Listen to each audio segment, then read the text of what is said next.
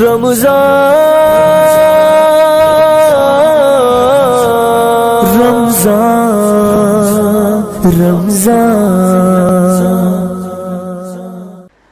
ہم نے سورہ ہجر ختم کی ہے اور سورہ نحل. سورہ نحل بہت زبردست, اس میں بہت اللہ کی نعمتیں بیان ہوئی ہیں.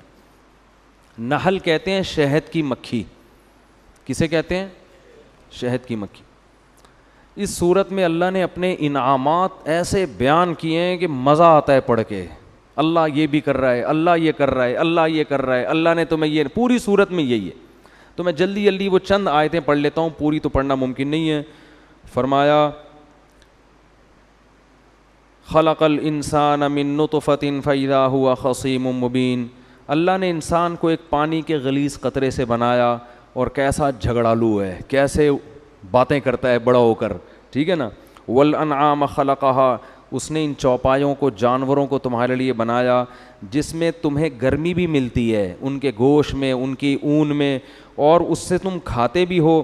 وَلَكُمْ فِيهَا جَمَالٌ حِينَ تُرِيحُونَ وَحِينَ تَسْرَحُونَ. اور خاص طور پر دیہاتی لوگ جب یہ ریوڑ صبح لے کے نکلتے ہیں اور شام کو تھکے ہارے اس ریوڑ کو لے کے گھر آتے ہیں, تو اس میں تمہاری ایک زینت ہوتی ہے, اس میں تمہارا ایک جمال ہوتا ہے. وَتَحْمِلُوا أَثْقَالَكُمْ إِلَىٰ بَلَدٍ لَمْ تَكُونُوا بَالِغِيهِ إِلَّا بِشِقِّ الْأَنفُسِ. ان جانوروں پہ بوجھ رکھ کے تم ایسی جگہوں پہ پہنچتے ہو کہ تم اپنی کمر پہ یہ بوجھ اٹھا کے نہیں جا سکتے تھے. والخیل والبغال والحمیر, اسی نے خچر کو پیدا کیا, گھوڑوں کو, گدھوں کو پیدا کیا تاکہ تم ان میں سوار ہو. ہزاروں سال سے تو انسان انہی چیزوں میں سوار ہو رہا ہے.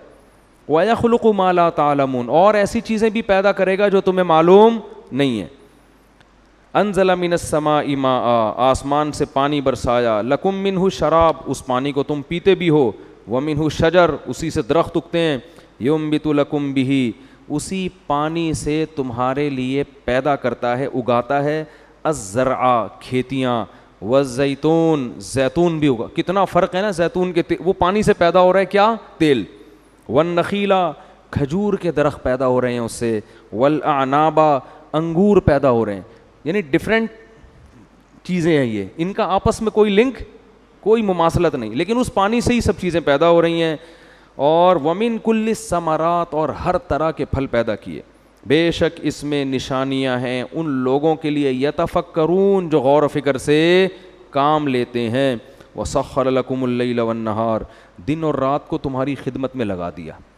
دن آ رہا ہے, رات جا رہی ہے, رات آ رہی ہے, دن جا رہا ہے, یہ ہمارے فائدے کے لیے.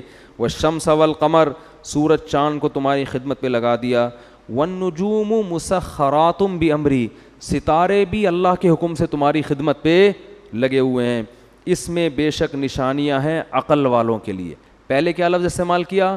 غور و فکر والوں کے لیے. اب لفظ استعمال ہو رہا ہے عقل سے کام لینے والوں کے لیے. اور مختلف رنگ کی چیزیں اس نے زمین میں تمہارے لیے پیدا کر دیں. اس میں نشانی ہے یذکرون, ان لوگوں کے لیے جو نصیحت حاصل کرتے ہیں. وَهُوَ الَّذِي سَخَّرَ الْبَحْرَ, اسی نے سمندر تمہارے لیے مسخر کیا ہے, سمندر تمہاری خدمت کے لیے پیدا کیا. لِتَأْكُلُوا مِنْهُ لَحْمًا طَرِيًّا, اس سے تازہ گوشت نکال کے کھاتے ہو. اللہ نے مچھلی کے گوشت کو کیا کہا ہے؟ طریہ, کیونکہ اس گوشت سے سستی نہیں آتی بلکہ تازگی آتی. گائے کا گوشت کھائیں گے, گائے جیسے ہو جائیں گے تھوڑے دنوں میں, پڑے رہیں گے بس ہر وقت. فش کھائیں گے, مچھلی کی طرح پھدکتے پھریں گے, ٹھیک ہے نا. تو اللہ فرماتے ہیں ایسا بہترین گوشت تم اس سے نکالتے ہو. وَتَسْتَخْرِجُوا مِنْهُ حِلْيَةً تَلْبَسُونَهَا, اسی سے تم ہیرے جواہرات بھی نکالتے ہو جو تمہاری زینت کا ذریعہ بنتے ہیں. وَتَرَى الْفُلْكَ مَوَاخِرَ فِيهِ, اور اے مخاطب تو دیکھتا ہے کہ سمندر کی کشتیاں اور جہاز کیسے لہروں کو پھاڑتے ہوئے چلتے ہیں. انسان کی خدمت ہو رہی ہے نا, تجارتی جہاز کیسے ان بڑی بڑی لہروں کو پھاڑتے ہوئے سمندر کی پشت پہ سفر کرتے ہیں. لِتَبْتَغُوا مِنْ فَضْلِهِ, تاکہ تم رزق تلاش کرو, تجارت کرو, روزی تلاش کرو. وَلَعَلَّكُمْ تَشْكُرُونَ, شاید تم اللہ کا شکر ادا کرو. وَأَلْقَىٰ فِي الْأَرْضِ رَوَاسِي أَن تَمِيدَ بِكُمْ, زمین میں بڑے بڑے پہاڑ اس نے ڈال دیے ہیں تاکہ زمین کا بیلنس خراب نہ ہو. وَأَنْهَارًا وَسُبُلًا, اس نے اس میں دریا پیدا کر دیے, سبلن راستے بنا دیے, لعلکم تہتدون تاکہ تمہیں سفر میں آسانی ہو, ایک جگہ سے دوسری جگہ جا سکو, وعلامات اور اس میں نشانیاں پیدا کر دیں, وبالنجم ہم یہتدون اور ستاروں کو دیکھ کر تم سمندروں اور صحراؤں میں اپنی سمتوں کو متعین کرتے ہو. ستاروں کا ایسا سسٹم بنایا ہے کہ ستاروں سے تمہیں راہیں پتہ چلتی ہیں. افمن یخلق کمن لا یخلق, بتاؤ جو پیدا کرتا ہے کیا وہ ان جیسا ہو سکتا ہے جس نے پیدا نہیں کیا؟ جو یہ سب چیزیں بنا رہا ہے اس میں اور نہ بنانے والے میں کوئی فرق نہیں ہے کیا؟ ہم نے تو فرق مٹا دیا نا. مخلوق کو درجہ ہم نے اللہ جیسا دے دیا ہے. تو اللہ کہتے ہیں من یخلق, جو خالق ہے وہ غیر خالق کے برابر ہو سکتا ہے. افلا تذکرون, تم نصیحت حاصل کیوں نہیں کرتے؟ وَإِن تَعُدُّوا نِعْمَةَ اللَّهِ لَا تُحْصُوهَا, اللہ کی نعمتوں کو اگر تم شمار کرنا شروع کر دو تم اس کو گن نہیں سکتے. بے شک اللہ مغفرت کرنے والا اور رحیم ہے. چاہیے تو یہ تھا کہ تمہیں فوراً گناہوں پہ پکڑتا. آگے اللہ نے فرمایا والذین یدعون من دون اللہ, اللہ کے سوا تم جن کو پکارتے ہو, لا یخلقون شیئا, کچھ بھی نہیں بنایا انہوں نے. کوئی پتھروں کے سامنے جھک رہا ہے, کوئی مزار پہ بزرگوں کے سامنے جا کے منتیں مان رہا ہے, کوئی نبی کو مشکل کشا حاجت روا سمجھ رہا ہے. فرمایا اللہ کے سوا جس کو پکارتے ہو, لا یخلقون شیئا, کچھ بھی نہیں بنایا. وہم یخلقون, خود بنائے گئے ہیں وہ. اموات غیر احیاء, مردہ ہیں زندہ نہیں ہیں. وما یشعرون ایان یبعثون, ان کو تو قبروں میں جا کے یہ بھی نہیں پتہ چلتا کہ ہمیں دوبارہ کب زندہ کیا جائے گا. جن باباؤں کو تم پوچھتے ہو نا, ان کو بیچاروں کو نہیں پتہ قیامت کب آئے گی. الہکم الہ واحد, تمہارا معبود صرف ایک الہ ہے جو اکیلا ہے. کیا جاندار آیتیں, صرف ایک ہے, اس کے ساتھ کوئی شریک نہیں ہے. آگے اللہ نے پھر اپنی نعمتوں کو, یہاں پھر اہل جنت کو خوشخبریاں, پھر اہل جہنم کی وعیدیں, پھر اللہ تعالیٰ نے اپنی نعمتوں کو بیان کیا آگے چل کے. اب پوری صورت تو نہیں پڑھ سکتے, میں درمیان سے. فرمایا اذا بشر احدهم بالانثى, جب ان کو لڑکی کی خبر دی جاتی ہے کہ بیٹی کی ولادت ہوئی ہے, ظل وجهه مسودا وهو كظيم, ان کا چہرہ سارا دن سیاہ رہتا ہے اور یہ غصے کے کڑوے گھونٹ کو پی رہے ہوتے ہیں. عربوں میں عادت تھی کہ جب اطلاع ملتی تھی نا کہ بیٹی پیدا ہوئی ہے تو خوش ہونے کے بجائے چہرے پہ سیاہی آ جاتی تھی, سارا دن چہرہ سیاہ رہتا تھا. یہ کیا ہو گیا؟ ان کے ہاں بیٹیوں کا یہ مقام تھا. یتوارا من القوم من سوء ما بشر بی, فرمایا جو اسے خوشخبری دی گئی ہے نا بچی کی, اس کی برائی کا اس کے چہرے پہ ایسا اثر, اور وہ اتنی ذلت محسوس کرتا تھا کہ یتوارا من القوم, سارا دن اپنی قوم سے منہ چھپاتا تھا, سارا دن اپنی قوم سے منہ چھپاتا تھا. ایمسکہ علی ہون ام یدسہ فی التراب, اس ٹینشن میں سارا دن گزرتا کہ میں ذلت برداشت کر کے اسے پالوں یا اسے مٹی میں دفن کر دوں. یہ کس کی عادت تھی؟ عربوں کی. بیٹی کی پیدائش پہ چہرہ کیا ہو جاتا تھا؟ سیاہ, اور ذلیل ہو کے چھپتا پھرتا تھا. میں نے وہ قبرستان دیکھا ہے جہاں بیٹیوں کو دفن کیا جاتا تھا, آج بھی موجود ہے, جو بھی جاتے ہیں دیکھ سکتے ہیں. ان مشرکین پر ہمیں تعجب نہیں ہے, تعجب آج کے پڑھے لکھے لوگوں پر ہے کہ جو نسل روکتے ہیں اس خوف سے کہ کہیں بیٹی پیدا نہ ہو جائے. اور میں نے خود آج کے جنگلیوں کو بچی کی پیدائش پہ روتے ہوئے دیکھا ہے. پہلے مجھے یقین نہیں آتا تھا, لیکن پڑھے لکھے جنگلی, پڑھے لکھے جاہل, ان کو میں نے اب بھی دیکھا ہے بچی کی پیدائش پہ آنسو بہاتے. یہ کیا ہو گیا؟ میں ایک دفعہ ہسپتال میں بیٹھا ہوں تو سامنے کوئی خاتون رو رہی ہیں, اور وہ بیٹا ان کا پینٹ شرٹ میں, لگ رہا تھا کوئی ایجوکیٹڈ فیملی ہے, وہ بھی بیچارہ پریشان, منہ ایسا نا اس کا جھکا ہوا, رو تو نہیں رہا تھا لیکن منہ پہ یہی کیفیت تھی جو یہاں قرآن بیان کر رہا ہے. چہرے پر کیا ہے؟ ذلت. تو ماں اس کو تسلی دے رہی ہے, اور رشتہ دار کہہ رہے ہیں بھائی ہائے بیچارے کا منہ اتر گیا, پہلے بھی بیٹی ہوئی تھی اب بھی کیا ہو گئی؟ بیٹی. اس سے پتہ چلتا ہے کہ یہ لوگ خدا پر ایمان نہیں رکھتے. ان کو کوئی ضرورت نہیں ہے اپنے آپ کو مسلمان کہیں, شناختی کارڈ میں تمہاری نمازوں کی اللہ کو کوئی ضرورت نہیں ہے. سب سے پہلے اللہ دیکھتا ہے کہ تمہارا اللہ پر ایمان اور توکل کتنا ہے. بیٹی کس نے دی ہے؟ تیری ماں بھی تو کسی کی بیٹی ہے نا جس نے تمہیں جنا ہے. وہ نہ ہوتی تو تم پیدا ہوتے. تو یہ بڑی جب اللہ ختم نہ آپ کی ڈکشنری سے, تو پھر بہت بڑی درندے بنو گے, یہ بتا دوں, بہت بڑی درندے.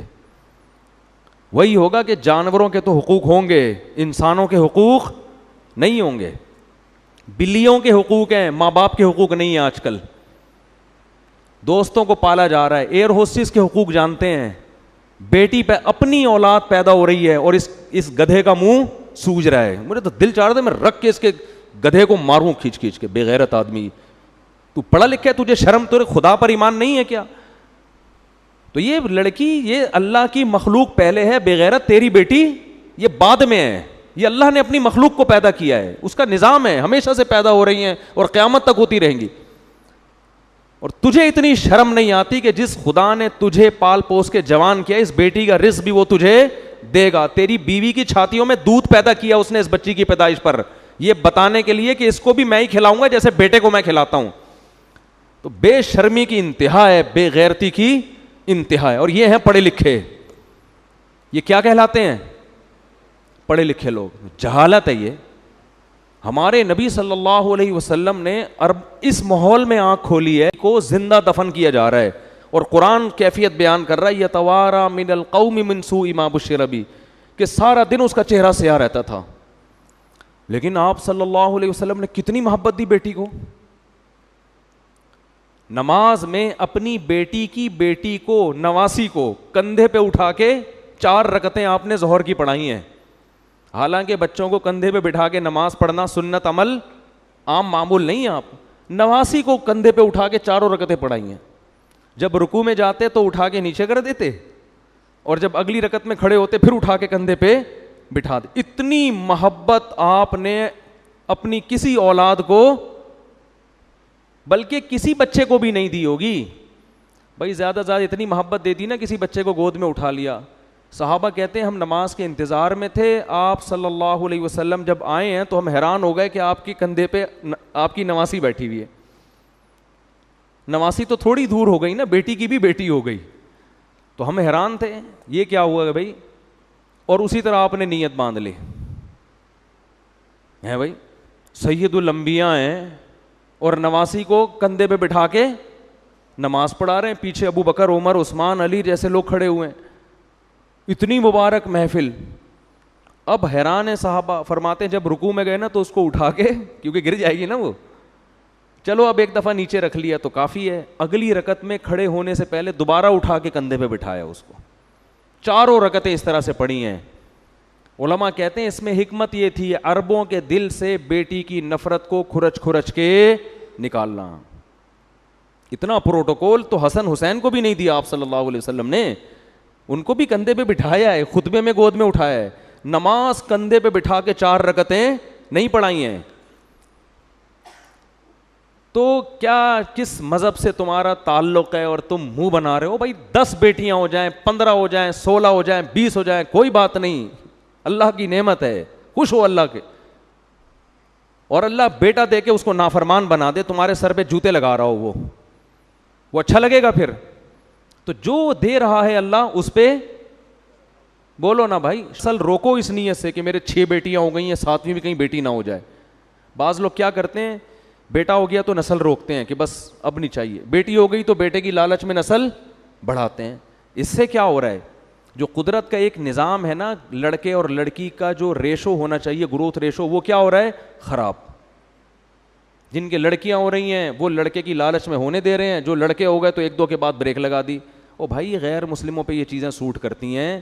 ہم کلمہ گو لوگ ہیں, ہم اللہ کو مانتے ہیں, ہمیں یہ پتہ ہے کہ اللہ نے بیٹی اور بیٹے دونوں کے لیے یہب لمن یشاء استعمال کیا ہے, کہ جس کو چاہتا ہوں بیٹے گفٹ کرتا ہوں. ہبہ گفٹ کو کہتے ہیں.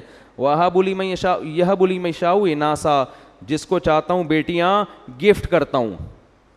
تو بیٹیاں گفٹ ہوتی ہیں, خود گاڈ گفٹڈ ہیں یہ. اور نبی صلی اللہ علیہ وسلم نے ارشاد فرمایا جس کی 3 بیٹیاں ہوئیں اور اس نے ان کی صحیح کفالت کی, ان کی تربیت کی اور ان کا صحیح جگہ نکاح کر دیا, میں اس کے لیے جنت کی ضمانت دیتا ہوں. اور آپ نے یہ بھی فرمایا کن لہو حرزم من النار، یہ بیٹیاں باپ ماں بھی اس میں داخل ہے، والدین اور جہنم کے درمیان آڑ بن جائیں گی. کہ اللہ اگر کسی کوتاہی کی وجہ سے ان کے والدین کو جہنم میں ڈالے گا نا، کچھ کوتاہیاں ہو گئیں، تو رکاوٹ کون بنے گا؟ حرزن، بیٹیاں کیا بن جائیں گی؟ دیوار، رکاوٹ. کیوں؟ کہ اللہ اس نے اتنی بڑی ہمارے والدین نے نیکی کی ہے کہ ہمیں عزت کے ساتھ انہوں نے اپنے گھر میں پالا، حالانکہ ان کا ہم سے کوئی دنیاوی مفاد نہیں تھا. بیٹوں سے تو مفاد ہوتے ہیں، یہ کرے گا، یوں کرے گا. ہم سے کیا مفاد تھا؟ ہمیں تو رخصت کرنا تھا انہوں نے سسرال. تو وہ اپنی اس احسان کا واسطہ دیں گی. تو صحابہ تو بیٹیوں پہ خوش ہوتے تھے بھائی. پتہ نہیں کس کا، کہاں سے یہ کون سی قوم سے کون سے ڈرامے دیکھ رہے ہیں، کون سے فلمیں دیکھ رہے ہیں، کون سے کیا دیکھ رہے ہیں جس کی وجہ سے یہ نحوست تو ہو رہا ہے. وہ ترس کھا رہے ہوتے ہیں لوگ، کسی کی تیسری بچی ہو جائے نا ترس کھا رہے ہوتے ہیں. یہ جاہلوں والی باتیں ہیں، یہ غیر مسلموں پہ سوٹ کرتی ہیں. ان میں بھی جو بہت ہی پرلے درجے کے جاہل ہیں، ہر غیر مسلم بھی ایسا نہیں ہوتا. یہ ان پہ سوٹ کرنے کی باتیں، ہم فخر کرتے ہیں بھائی. بیٹیاں بھی دے اللہ، بیٹے بھی دیں. او یزوجہم ذکرانا و اناثا، فرمایا جس کو چاہتا ہوں گفٹ میں بیٹیوں کی لائن لگا دیتا ہوں، جس کو چاہتا ہوں گفٹ میں بیٹوں کی لائن، اور جس کو چاہتا ہوں ہٹو بچوں، ٹھیک ہے نا، بیٹوں کی بھی لائن اور بیٹیوں کی بھی لائن. جب زیادہ ہوتے ہیں تو پھر دونوں ہی ہوتے ہیں. یہ جو روک رہے ہیں نا دو کے بعد نہیں، تو پھر یہاں ترسا کے اللہ دیتا ہے. پھر اگر نسل کو ایسے ہی پیدا ہونے دو کہ بھئی اللہ جتنی چاہے اولاد دے، تو ہو سکتا ہے آپ کی 4 بیٹیاں ہوں، پھر لائن سے 4 بیٹے ہو جائیں. لیکن جب آپ نے یہ بخل ہے نا طبیعت میں کہ کھلائیں گے کہاں سے، ان پہ تو خرچ کرنا پڑے گا، تو پھر اس کا مطلب ہے کہ آپ کا اللہ پر ایمان نہیں ہے. پھر اللہ بھی کہتا ہے میں ٹینشن ہی دوں گا تجھے. اور وہ بچہ بھی جو لڑکا بھی جو پیدا ہوگا نا، وہ ایک ہی انڈا، وہ بھی گندا. بولو گے یار ایک بچہ لڑکا ہوا اور وہ بھی کم بخت بولو کسی کام کا نہیں. توکل کرو، اللہ پہ اعتماد کرو، نہ بہنوں کو ٹینشن سمجھا کرو اور نہ بیٹیوں کو. نبی نے بہنوں کی کفالت پہ بھی خوشخبریاں سنائی ہیں. تو قرآن یہ ان کے مشرکین مکہ کی نا حالت بیان کر رہا ہے کہ ان کی حالت کیا ہے. سارا دن منہ چھپاتا پھرتا ہے لوگوں سے. آگے جلدی بس یہ ختم کرتے ہیں. آگے اللہ نے فرمایا ان لکم فی الانعام العبرہ، ان چوپایوں میں عبرت کا سامان. ہم ان کو سوکھا چارہ کھلا کے کیسے ان کے تھنوں میں تمہارے لیے چکنا گاڑھا دودھ نکالتے ہیں.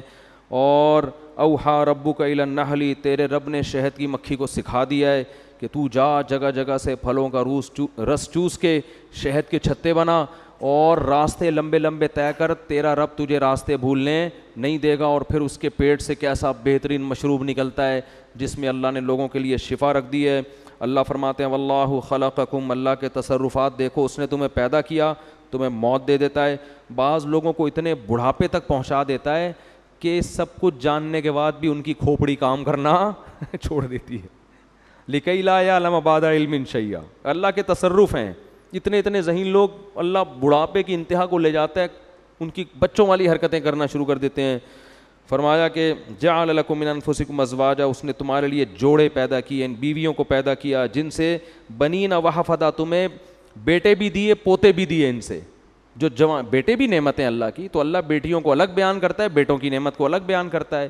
یہ بیٹے تمہارے لیے دست و بازو بنتے ہیں. پھر پوتے بھی دیے، اللہ بیٹوں کے ساتھ پوتوں کی نعمت کو بھی بیان کر رہے. اس لیے جوانی میں شادی کر لیا کرو تاکہ جوانی میں دادا بن کے پوتوں کی نعمت بھی دیکھ لو. اتنے بڈھے ہو کے 40 سال کی عمر میں شادیاں کر رہے ہیں کہ جب بیٹا بڑا ہوتا ہے تو خود لٹکے ہوئے ہوتے ہیں پاؤں قبر میں. نہ بیٹے کی خوشیاں دیکھ سکتے ہیں، پوتا تو سوال ہی پیدا نہیں ہوتا. پوتا تو خاندان پورا آباد ہوتا ہے جب بیٹوں کے ساتھ پوتے بھی ہو جائیں. تو جوانی میں سارے کام ہو جائیں. آپ جوانی میں دادا بننے کا مزہ ہے. پھر لوگ بولیں گے محلے کا دادا آ رہا ہے، پھر اچھا لگے گا. کون آ رہا ہے؟ دادا آ رہا ہے. بھائی بچ کے رہو. تو اللہ فرماتے ہیں پھر ان سے تمہیں پوتے بھی دیے اور تمہیں پاکیزہ چیزیں اس نے کھانے کو دیں.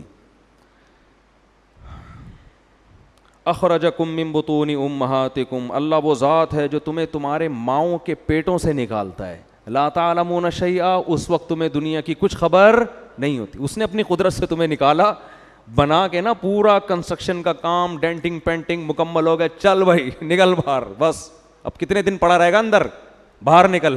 ٹھیک ہے, باہر نکلتے ہو ایک عجیب دنیا نظر آتی ہے جس کی تمہیں کوئی خبر نہیں تھی. یہ سب اللہ کے کام ہے, یہ خود بخود نہیں ہو رہا.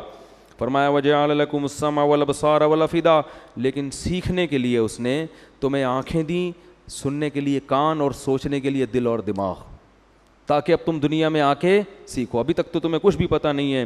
أَلَمْ يَرَوْا إِلَى الطَّيْرِ مُسَخَّرَاتٍ فِي جَوِّ السَّمَاءِ, دیکھتے نہیں ہو ان پرندوں کی طرف جو آسمانوں میں کیسے تیر رہے ہوتے ہیں, کیسا ان کو بیلنس سے اڑنا سکھایا اللہ تعالیٰ نے.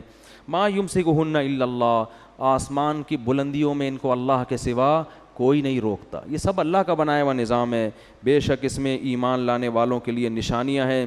پھر اللہ نے فرمایا اس نے جانوروں کے کھالوں سے تمہارے لیے مختلف چیزیں بنائی ہیں جن کو تم سفر میں استعمال کرتے ہو, خیمے لگاتے ہو, اس سے اوڑھ کے گرمی میں استعمال کرتے ہو. اور یعرفون نعمت اللہ ثم ینکرونہا, فرمائی اللہ کی نعمتوں کو جانتے ہیں لیکن ایسے بن جاتے ہیں جیسے جانتے نہیں ہیں. ینکرون کا مطلب انکار کا مطلب دل میں نہیں تسلیم کرتے, جاننے کے باوجود ایسے بنتے ہیں جیسے ان کو کچھ پتہ نہیں ہے. پھر اللہ نے ایک اہم آیت اس میں یہ بھی نازل کی کہ وَلَا تَشْتَرُوا بِعَهْدِ اللَّهِ ثَمَنًا قَلِيلًا, جب اللہ سے کوئی ایگریمنٹ کرو نا, جیسے توبہ کی اللہ یہ گناہ نہیں کروں گا میں, تو اللہ کے کیے ہوئے عہد کو چند ٹکوں کے بدلے میں مت بیچو. جب انسان توبہ کرتا ہے دوبارہ گناہ کی طرف توجہ جاتی ہے تو وہ جو لذت ہے نا وہ تھوڑی سی ہے, چند ٹکے ہیں وہ, اور اللہ کا عہد بہت قیمتی ہے. تو اس ایگریمنٹ کو چند ٹکوں کے بدلے میں مت توڑا کرو. کیوں؟ انما عند اللہ هو خیر لکم, تم اس ایگریمنٹ پہ قائم رہو گے نا تو جو اللہ کے پاس تمہارے لیے ہے وہ اس لذت سے 1000 گنا بہتر ہے. ایک بات. دوسری بات, ما عندکم ینفد وما عند اللہ باق, اور جس لذت کے پیچھے بھاگ رہے ہو یہ ویسے ہی فنا ہونے والی ہے. ایک تو تھوڑی بھی ہے اور ختم ہونے والی, ہمیشہ نہیں رہے گی. وما عند اللہ باق, اور جو اللہ تمہیں دے گا وہ اس سے بہتر بھی ہے اور ہمیشہ رہنے والی بھی ہے. وَلَنَجْزِيَنَّ الَّذِينَ صَبَرُوا, اور اگر تم صبر کرو گے, اپنے آپ کو روکو گے, تو ہم تمہیں جتنا عمل کرو گے نا اس سے کئی گنا بڑھا کے اس کا اچھا بدلہ دیں گے. تو اس لیے بھائی توبہ پہ قائم رہنے کی کوشش کرنی چاہیے انسان کو. پھر اللہ نے اس سورت کے آخر میں ابراہیم علیہ السلام کا بیان, کیونکہ توحید کا مضمون بہت ہے نا, تو مشرکین تو حضرت ابراہیم کو مانتے تھے. اللہ نے فرمایا ابراہیم یہ بت پرستی کے قائل نہیں تھے. کان امتن قانتا للہ حنیفا ولم یک من المشرکین, وہ مشرکوں میں سے نہیں تھے, اللہ کی نعمتوں کا شکر کرنے والے تھے, اسی وجہ سے اللہ نے ان کو منتخب کیا تھا.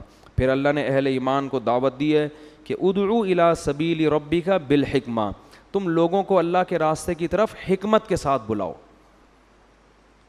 ہر وقت لٹھ لے کے فتوے بولو. جیسے وہ ایک قادیانی تھا نا, اس کو ایک صاحب دعوت دینے کے لیے گئے, مجھے خود وہ ان کا دوست واقعہ سنا رہا ہے, کہہ رہے ہیں وہ قادیانی سامنے بیٹھا تو اس کو کہہ رہے ہیں کہ مرزا کی شکل ایسے گدھے جیسی جیسی تیری کتے جیسی شکل ہے نا. کہہ رہے ہیں وہ بدک گیا, اس نے کہا یہ کون سا, اٹھ کے بھاگ گیا. تو یہ دین کی دعوت حکمت کے ساتھ ہے. او بھائی وہ جب بات سننے کے لیے بیٹھا ہے تو یہ کہنا کہ تیری شکل, تو یہ حکمت نہیں ہے. تو اللہ کہتے ہیں بالحکمت والموعظۃ الحسنہ, کسی کو بھی دین کی دعوت دو حکمت کے ساتھ اور اچھی نصیحت کے ساتھ. وجادلہم باللتی ہی احسن, اور اس طرح سے ان سے بحث کرو وہ طریقہ جو سب سے اچھا ہو. اور پھر یہ بھی فرمایا واصبر وما صبرک الا باللہ, صبر کرو لیکن اللہ کی توفیق کے بغیر صبر نہیں ہو سکتا. لہذا اللہ سے دعا بھی مانگو. ان اللہ مع الذین اتقوا, اللہ تقوی والے لوگوں کے ساتھ ہے. والذین هم محسنون, اور ان کے ساتھ ہے جو اپنے عمل کو اچھا کرتے ہیں. اللہ تعالیٰ سمجھنے کی عمل کی توفیق عطا فرمائے. جلدی سوال پڑھو. یہ لکھا ہوا ہے محرم نساء مہر النساء والدہ محمد. بھائی اردو میں کیوں نہیں لکھتے یار, کا انتقال ہو گیا ہے. اردو میں انتقال ہوا ہے نا, تو انگلش میں جب اردو تو کم از کم اردو رسم الخط میں لکھیں نا. تو اردو رسم الخط ہی ختم ہو جائے گا تھوڑے دنوں میں. دل سے دعا ہے بھائی اللہ تعالیٰ ان کی مغفرت فرمائے. مہر النساء والدہ محمد کیا لکھا ہوا ہے یہ, بہرحال جو بھی صاحبہ ہیں کسی کی والدہ ہیں, دل سے دعا ہے اللہ تعالیٰ ان کی مغفرت فرمائے. اور رمضان میں موت بھی اللہ سے امید ہے اللہ تعالیٰ مغفرت کر دے, مبارک موت ہے رمضان میں. سبحانک اللہم بحمدک نشہد ان لا الہ الا انت نستغفرک و نتوب الیک. مصافحہ نہ کیا کریں, پتلی گلی سے چلے جایا کریں.